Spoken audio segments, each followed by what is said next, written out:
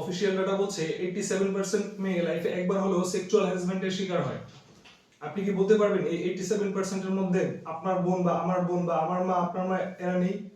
100% থাকার সম্ভাবনা আছে। এবং এই দুর্ঘটনাগুলো মেয়েরা যখন রাস্তায় একা চলাফেরা করে, লিফটে অথবা সিঁড়িতে চলাফেরা করে, এই সময়গুলোতে হয়ে থাকে। এবং যাদের সাথে হয় ওরা কারোর সাথে শেয়ার করতে পারে না।